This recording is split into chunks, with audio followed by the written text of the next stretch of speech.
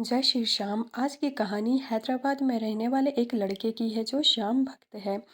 इसकी कहानी शुरू होती है जब ये अपना एजुकेशन कंप्लीट करता है तो फैमिली के साथ रहता है। फैमिली में अब ये डिसाइड करता है कि इसे एक कंपनी में जॉब करना है जो कि बहुत बड़ी कंपनी है और इसका ड्रीम है इस कंपनी में काम करने का। वैसे तो ये काफ़ी इंटेलिजेंट है तो इसे कहीं भी जॉब मिल सकता है, परंतु इसका मानना है कि कंपनी बहुत अच्छी है और अगर एक अच्छी कंपनी से शुरुआत करेंगे, अगर छोटी पोस्ट भी हो तो उस कंपनी में हम बहुत आगे जा सकते हैं। इस कंपनी का अब इंटरव्यू होना है जिसमें 5-6 हज़ार बच्चों ने फॉर्म फिल किए हैं और इन्हें सिर्फ 9 बच्चों को सिलेक्ट करना है। यह बच्चा काफ़ी परेशान है क्योंकि अब आप खुद ही समझ सकते हैं 5-6 हज़ार और सिर्फ 9 का सिलेक्शन होना है। परंतु ये दिल में फिर भी घबराता नहीं है और फॉर्म फिल कर देता है। यह हैदराबाद में कंपनी है, परंतु कंपनी के जो इंटरव्यूअर हैं या कंपनी के जो मालिक हैं वे डिसाइड करते हैं कि हम इस कंपनी का जो इंटरव्यू है वो राजस्थान में लेंगे। तो इंटरव्यू के लिए जगह ये राजस्थान में फ़िक्स करते हैं। लड़का घर में बताता है तो घर वाले भी कहते हैं कि हाँ, तुम अगर इस जॉब को करने में इंटरेस्टेड हो तो तुम इस जॉब के लिए इंटरव्यू दे सकते हो। तो ये लड़का भी राजस्थान चला जाता है जहाँ पर इसका इंटरव्यू होना है। राजस्थान में एक होटल में ठहरता है। होटल में एक पास में एक बहुत बड़ी श्याम जी की फ़ोटो लगी है क्योंकि जो होटल के मालिक हैं वो श्याम जी के बहुत बड़े भक्त हैं और श्याम जी में बहुत ज़्यादा आस्था रखते हैं। इनके एम्प्लॉय भी बहुत आस्था रखते हैं, तभी इनका काम भी बहुत अच्छे से चल रहा है। ये रिसेप्शनिस्ट के पास जाते हैं, वहाँ पर अपने रूम के लिए बात करते हैं तो पूछते हैं कि ये श्याम जी की इतनी प्यारी सी मूर्त कहाँ से ली है या ये कहाँ कहाँ की श्याम जी की मूर्त है। तो कृष्णा की मूर्त है। तो वे बताती हैं कि नहीं, ये कृष्णा की मूर्त नहीं, ये तो श्याम जी की है, खाटू श्याम जी की। क्या आप इन्हें जानते नहीं हो? आप पहली बार राजस्थान आए हो? ये कहता है नहीं, मैंने सोचा ये कृष्णा की है तो उनकी तरह दिखते हैं। ये खाटू श्याम कौन है? मैं इनके बारे में नहीं जानता हूँ।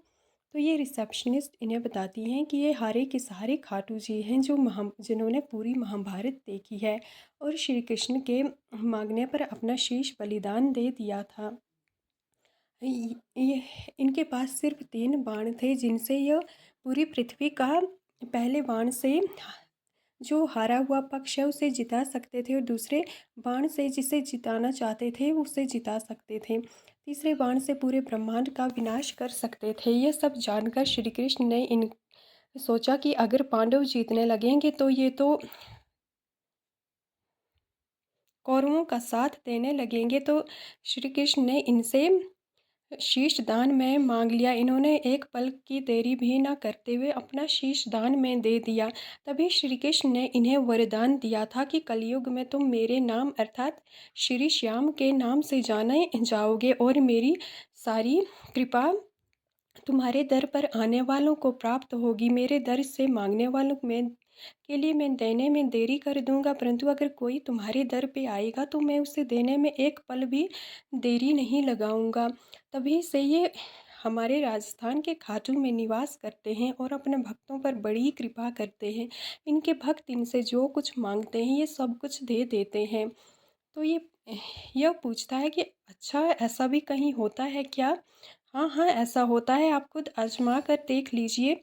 अच्छा ठीक है, ये ऐसा कहता है। फिर रिसेप्शनिस्ट पूछती है कि आप आए क्यों हो यहाँ पर, कहीं घूमने या कोई काम है? तो ये बताता है कि नहीं, एक बहुत बड़ी कंपनी है तो इन्होंने इंटरव्यू यहाँ राजस्थान में रखा है, तो मैं वही उसी इंटरव्यू को देने के लिए आया हूँ। तो ये बोलती है अच्छा, तब तो आपको श्री श्याम जी के पास, खाटू जी के पास ज़रूर जाना चाहिए क्योंकि ये पल में देने में देरी नहीं करते हैं। तो ये थोड़ा हंसने लगता है कि ऐसा भी कहीं होता है भला क्या? और वैसे भी 5-6 हज़ार लोग हैं क्या? अब तो 9 हज़ार फॉर्म फिल हो चुके हैं। तो उतने लोग आए हैं, उनमें से उन्हें सिर्फ 9 लोगों को ही सिलेक्ट करना है, तो मैं ही कैसे सिलेक्ट होऊंगा? तो इस पर रिसेप्शनिस्ट कहती है देखो, हम ये कितना बड़ा होटल है। हम पर श्याम जी की बहुत कृपा है। हम पर तो छोड़ो, यहाँ के जो होटल के मालिक हैं उन्होंने इतनी बड़ी होटल खड़ी की है, उन पर कितनी बड़ी कृपा है। अगर तुम खुद जाओगे और वहाँ पर श्री श्याम जी से कहोगे तो वो ज़रूर तुम्हें ये जॉब देंगे। अगर वे इस जॉब को नहीं भी देते हैं तो वे इससे अच्छी जॉब देंगे, क्योंकि वे जानते हैं कि उनके भक्तों के लिए क्या सही है और क्या सही नहीं है। इस पर यह लड़का कहता है, परंतु मैं तो कभी गया भी नहीं हूँ और ऐसा कैसे हो सकता है। फिर रिसेप्शनिस्ट समझाती हैं कि ऐसा होता है, आप एक बार ज़रूर जाइए। फिर यह कहता है कि अच्छा, यहाँ से कितनी दूरी पर है और कितना किराया लगेगा। तो यह कहती है नज़दीक है और आपको किराए की टेंशन लेने की ज़रूरत नहीं है, क्योंकि कल हमारे यहाँ से बस जा रही है तो आप उसमें फ्री आ सकते हैं। तो ये पूछता है, नहीं नहीं, अगर दूर हुआ तो आपको आपका तो काफ़ी खर्चा आ जाएगा। रिसेप्शनिस्ट कहती है, नहीं ऐसा कुछ नहीं है, हमारे जो मालिक हैं वे हर बार फ्री में हम सबको श्री श्री खाटू जी से मिलवाने ले जाते हैं और इसमें जो खाना पानी सब कुछ फ्री में होता है, एक पैसा भी नहीं लेते हैं। ये पूछता है कि ऐसा कैसे हो सकता है, यहाँ तो 1 किलोमीटर जाने के लिए किराया लगता है और आप इतना दूर जाने के लिए फ्री में बोल रहे हैं। ये कहती है, यह सच है, अगर तुम्हें विश्वास नहीं हो रहा है तो तुम सुबह आकर देख लेना, क्योंकि हमारे मालिक पर भी श्याम जी की बहुत बड़ी कृपा है। तो ये हमेशा अपने श्याम जी से मिलने खाटू श्याम जाते हैं और हम सबको भी ले जाते हैं। ये कहता है, ठीक है, कब जाना है। रिसेप्शनिस्ट कहती है कि कल सुबह जाना, कल सुबह 6-7 बजे तक आप आ जाना। अब दूसरे दिन ये लड़का तैयार होता है और बस के पास पहुंच जाता है। देखता है कि बहुत सारे लोग इकट्ठे हुए हैं और बहुत सारे लोग मिलकर खाटू जी जा रहे हैं। तो यह चुपचाप जाकर बस के में बैठ जाता है। तभी बस मालिक आते हैं और ये खड़ा होकर उनसे बात करता है। तो ये बस मालिक बताते हैं कि हमें बहुत खुशी हुई, अगर तुम अपने किसी उद्देश्य के लिए जा रहे हो तो खाटू जी ज़रूर पूरा करेंगे। आप हमारे साथ आए, हम हमारे लिए इससे बड़ा सौभाग्य और कोई हो ही नहीं सकता कि हमारी वजह से कोई श्याम जी से जुड़ा और उसके जीवन में अब खुशियाँ आने वाली हैं। ये सुनकर ये लड़का भी थोड़ा खुश हो जाता है, क्योंकि ये पहली बार है जब कोई इसे इतना अच्छा दिलासा दे रहा है। फिर बस खाटू श्री के लिए चल पड़ती है। खाटू श्री में जब बस पहुंचती है तो सब दर्शन के लिए आगे बढ़ जाते हैं। ये लड़का भी खाटू श्री के दर्शन के लिए आता है और खाटू श्री के सामने जाता है और सिर्फ इतना कहता है कि हे श्याम, आप तो सब जानते हैं, मेरा ये ड्रीम है बचपन से कि मैं इस कंपनी में काम करूं, क्योंकि काफ़ी अच्छी कंपनी है। अगर मैं छोटी पोस्ट पे भी इसमें लगता हूं तो भी मैं काफ़ी आगे जा सकता हूँ, क्योंकि इसमें प्रमोशन होने के बहुत चांसेस होते हैं। तो प्लीज़ आप सब देख लीजिएगा, और अगर आपको लगता है कि यह कंपनी मेरे लिए ठीक नहीं है तब भी कोई बात नहीं, आप बस मेरा अच्छा देखकर मेरा सिलेक्शन करवा देना। यह सब बोलकर ये आगे बढ़ जाता है और वापस आते हैं। दूसरे दिन इसका इंटरव्यू होता है। बहुत सारे बच्चे इंटरव्यू देने आते हैं। फिर इसकी बारी आती है तो ये इंटरव्यू देने जा रहा होता है।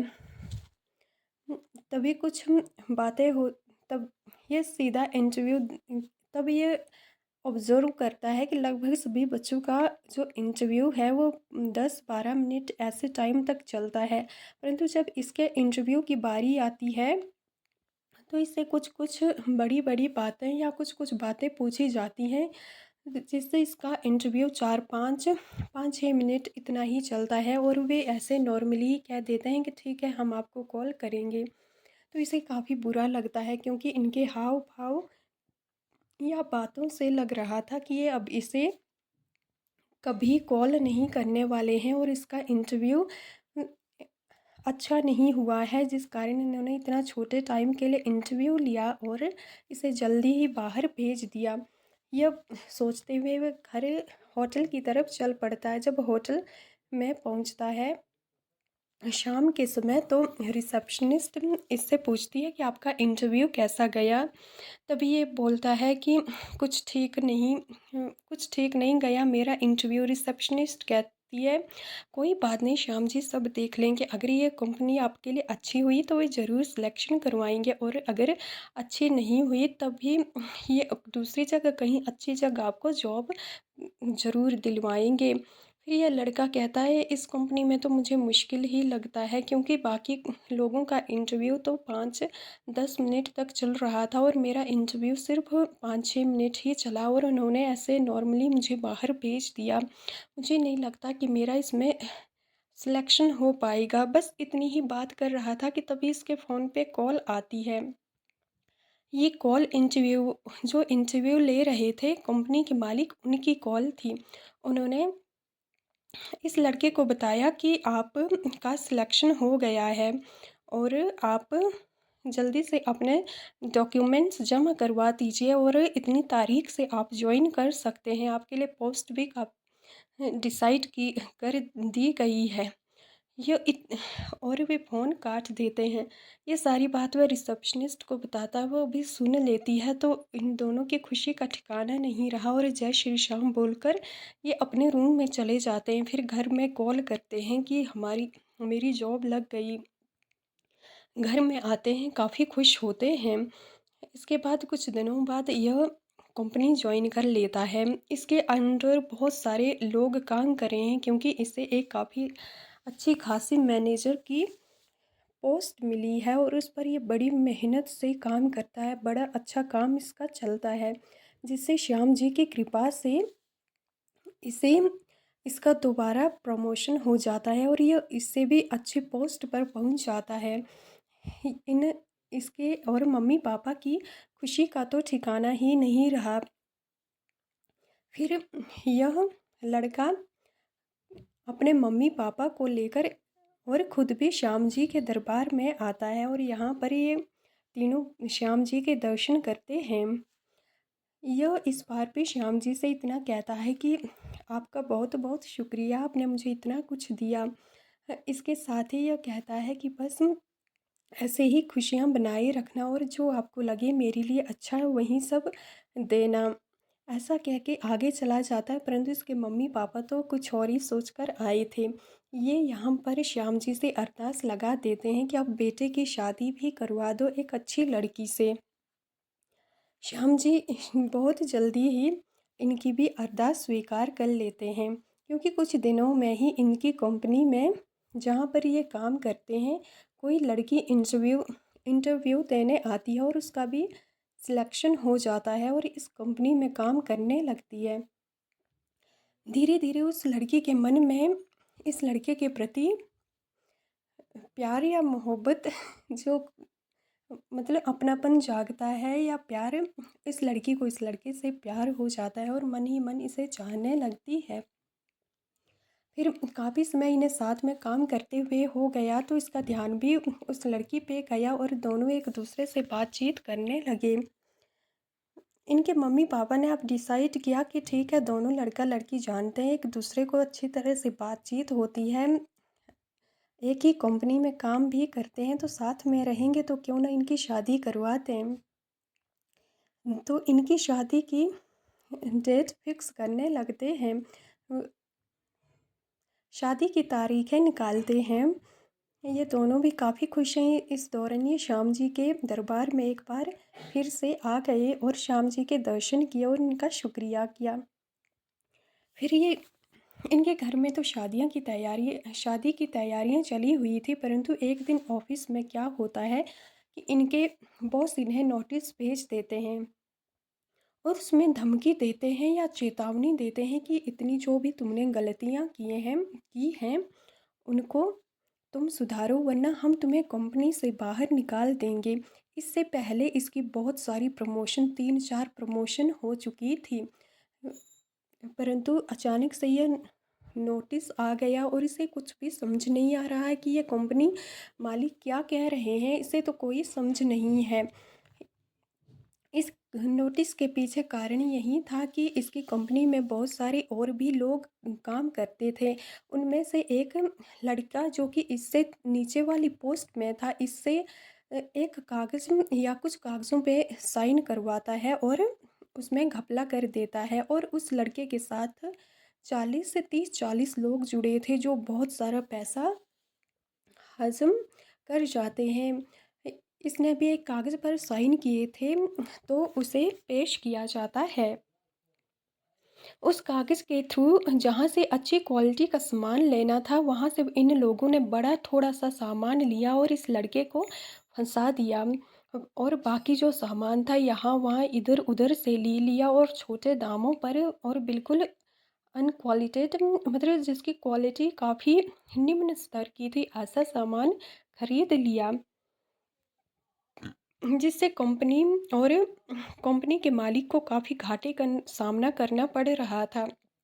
और इन्हें लग रहा था कि मेन जो मुख्य साइन है वो तो इस लड़के का है, तो शायद इसने घपला किया है, परंतु ये तो उससे अनजान था क्योंकि इसकी नीचे वाली पोस्ट वाले लोग ऐसी जो काम थे ऐसे काम कर रहे थे। तो ये पूछता है कि सर आप क्या कह रहे हैं, मुझे कुछ समझ नहीं आ रही है और घपला कैसा घपला, मैंने कुछ नहीं किया है।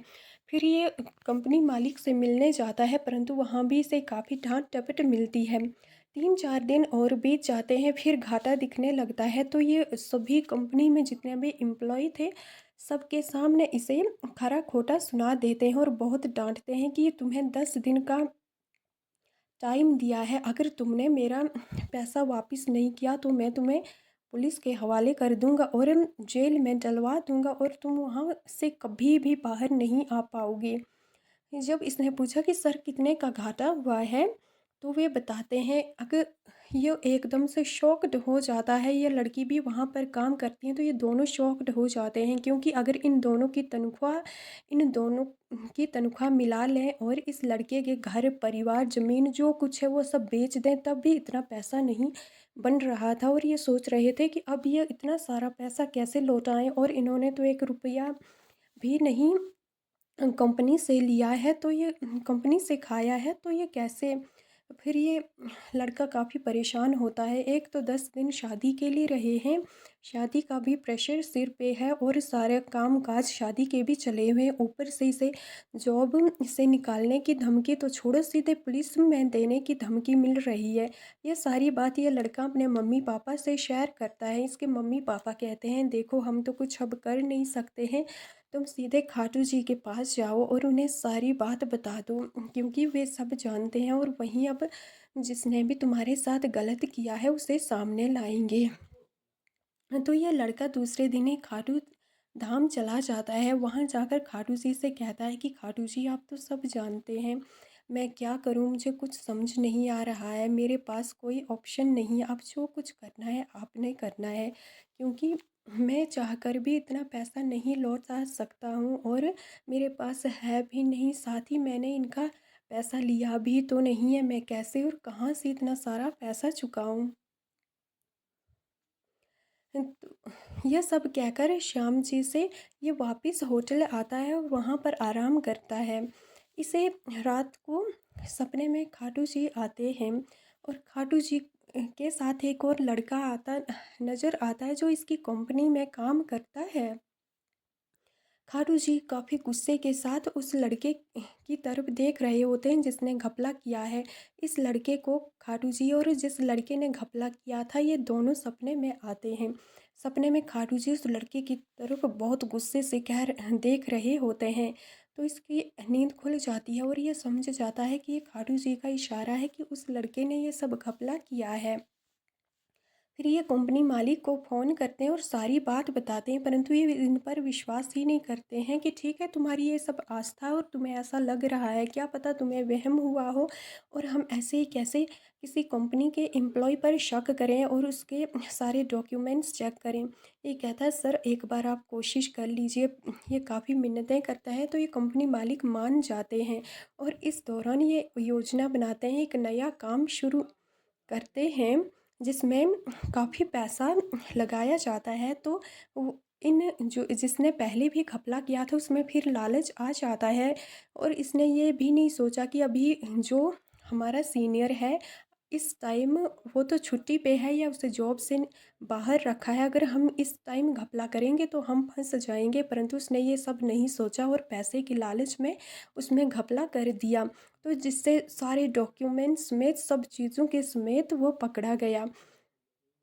और जब ये पकड़ा गया तो कंपनी मालिक ने सबके सामने उसे बेइज्जत किया और पुलिस के हवाले कर दिया तथा जब कंपनी से निकाल दिया। फिर इस लड़के को वापस बुलाया कंपनी में और सब लोगों के सामने इस से माफ़ी मांगी और उससे भी ज़्यादा बड़ी पोस्ट पर इसका प्रमोशन भी कर दिया। तब से लेकर यह लड़का उस कंपनी में, जो कि हैदराबाद में है, एक बहुत बड़ी पोस्ट पर काम कर रहा है और श्याम जी की कृपा से इनका परिवार भी बहुत अच्छे से चल रहा है। इनकी अब शादी भी हो चुकी है उसी लड़की से। ये दोनों लड़का लड़की एक ही कंपनी में काम करते हैं तथा छुट्टियां लेकर श्याम जी के दरबार भी जाते हैं। इस प्रकार श्याम जी ने इस लड़के पे अपनी इतनी कृपा की कि इनकी अच्छे से जॉब, इनकी अच्छे से फैमिली प्रॉब्लम्स, सॉरी, इन्होंने अच्छे से इन पर इतनी ज़्यादा कृपा की कि इनकी अच्छे से शादी हो गई, इनकी अच्छी जॉब है और ये पूरा परिवार बड़ी खुशी से रहता है और आज खाटू श्याम दरबार भी आता है। जय श्री श्याम।